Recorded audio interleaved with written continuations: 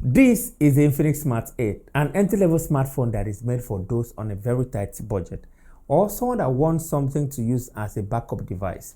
I wouldn't say this is made for kids too, because kids these days want something that is slightly more powerful, something that can rock Call of Duty Mobile with ease. This is not that type of device. Hey guys, Fred Take Up here. Welcome back to my channel. I know it's been a while. I've been MIA for a long time and I'm really sorry about that. I am back now and I'm back full time. In this video, I'll be unboxing and reviewing the Infinix Smart 8 and also sharing my honest opinion with you guys. For the unboxing experience, when you open the box, you're going to see the Smart 8 wrapped in plastic with some key highlights of the device placed on top of the box. Then you see an MTN data voucher. Everything else includes a USB Type-C cable, the earpiece, a 10-watt charger, SIM ejector tool, and a hard plastic case. To Infinix credit, I like that they included all the necessary accessories within the box, but what I don't actually appreciate is the way they scattered them inside the box. I know it is an entry-level device, but proper arrangement could have been better. Now back to the device. The Infinix Smart 8 costs only 80,000 naira for the variant that I have here, which comes with 3GB of RAM and 64GB of storage. There are other variants that comes with 4GB of RAM and up to 128GB of storage, and they cost slightly higher, but all the variant uses the same processor, which is Unisoc T606. Infinix touts that this is a gaming processor, which is what I don't get. But let me leave that for now. We're going to talk about that later in the video. For the design and build quality, you shouldn't be expecting too much, but that's not to say that the Smart 8 isn't appealing. I actually love the shiny gold color that I have here. It looks okay, and I like the fact that it has some matte texture on it that hides smudges and fingerprints. The design reminds me of the Tecno Spark 10 and some other devices from the same Transsion family, which isn't a bad thing. When it comes to the looks and feel of this device, the Smart 8 is made out of plastic, which is expected from an entry-level device. I really like how it feels in the hand and the fact that it feels sturdy and well put together. For the price that you're going to pay for this, there is really nothing to complain about here. On the right side of the device, we've got the power button and the volume rocker keys. To the left, we've got a dual SIM tray with a space for expandable micro SD card. At the bottom, we've got the headphone jack, a microphone, a USB Type-C charging port, and a speaker grill. Speaking of the speakers, Infinix says that this device is capable of going up to 200% volume. Now, this is another thing that I don't understand, because for my testing, the reverse is the case here. The single firing speaker sounds so tinny and it lacks any form of bass. To be frank, it sounds terrible. Okay, Fred, be calming down. Be calming down right now. When you turn to the rear of the device, we've got a dual camera setup and a ring flashlight. Speaking of the camera, it's a 13 megapixels main camera accompanied by an AI camera. What does that even mean? I feel like all of these are for marketing purposes because it doesn't really do much. So technically it's a 2 megapixels camera, but practically it's only one that actually works. Don't worry guys, we're going to talk about that in a second. Now turning to the front of the device, the Smart 8 comes with the punch hole 6.6 inches HD Plus IPS LCD with a resolution of 720 by 1612, 90Hz refresh rate and up to 500 nits of peak brightness. The punch hole has what Infinix call magic ring. The display is sharp, bright, delightful for consuming media content such as watching TikTok videos, YouTube videos, and general media consumption. Thanks to the 90Hz high refresh rate, scrolling and navigating through the user interface feels fast. However, I noticed a lot of sluggishness when loading multiple web pages or when there are many background apps running. On top of the device, you have a single flashlight for night selfies. Moving on to performance, the Infinix Smart 8 comes with an octa-core Unisoc processor paired with 3GB of RAM and 64GB of internal storage. For the unit that I have here, it's a 12nm processor that is capable of handling basic day-to-day tasks with ease. Listen, I say basic day-to-day tasks. Infinix calls this CPU a gaming processor, and that's what I don't get. From the little time that I've spent with this device, there's nothing a gamer will appreciate about this device from a gaming perspective.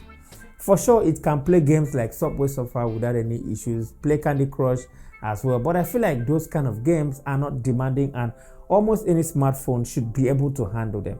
So when you tag a smartphone a gaming device, it should be able to handle some big titles like Call of Duty Mobile and the rest. Don't get me wrong, you can still play Call of Duty Mobile on this device, but the experience will be far from adequate. I had the best experience playing 2D games such as Candy Crush and Subway Surfers. Multitasking, opening apps and overall performance are all decent, especially when you don't have too many background apps running. With 3GB of RAM and memory fusion technology, which adds an additional 3GB of RAM for a total of 6GB, managing background apps and multitasking is somewhat adequate for a device in its price category. Now, when it comes to software, the Smart 8 comes with Android 13, but with a custom software which is XOS 13.0. It has some new features as well as improved user experience. Being Android 13 Go edition, a lot of things are streamlined to make the user experience slightly better. But that still did not stop Infinix from adding some new amazing features like the Magic Ring. Remember the iPhone Dynamic Island? Yes, I'm talking about Apple's own Dynamic Island. We have that on the Smart 8 and it is one of the device key selling points. It is boldly written on the box as you can see here. It will show up when charging your phone, when a call comes in, low battery reminder, and when you use face unlock. I really don't know what this means to those that will buy this device, but the feature is there for bragging rights with the iPhone users. You get what I mean, right? Bluetooth is something that you will always see on any mid-range device, and the Smart 8 here is not an exception. If you want to further streamline your user experience, you might want to do some cleanup by deleting some of the preloaded apps. Now, moving on to the camera. Remember, I said this has 2 cameras, but it looks like it has only one. Let's talk about that. The 13 megapixels camera on the Smart 8 produces good looking daytime images with a satisfying degree of clarity and good colors, great dynamic range and correct exposure in most cases, especially if you consider how much this device costs. Don't forget that this is an entry-level device, so don't expect it to be like those expensive devices. However, I like how detailed and colorful most of the images appear. It is not mind-blowing. Of course, this is not a phone you want to buy if camera is your main concern. Secondly, we only have one active camera sensor on this device. You see this thing right here? It's only one that is active.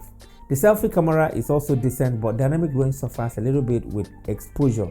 However, I like how the 8 megapixels still manages to retain some details, and I also like the color reproduction. Kindly go through the images and tell me what you think about it in the comment section below. When it comes to video, it shoots in 1080p resolution and it is manageable. Hey guys, so this is the front-facing camera of the Infinix Smart 8, 1080p, of course. Nothing higher than that. What do you guys think about this footage right here? Let me know in the comment section below. One of the reasons you should consider this device has to be the 5000 mAh battery on here that is very reliable and decent. The optimization level on here is very decent. It can comfortably last the entire day if you are an average user. However, there is a catch. There's always a price to pay. This device does not support super fast charging, so even if you decide to use a super fast charger to charge it, it won't charge above 15 watts.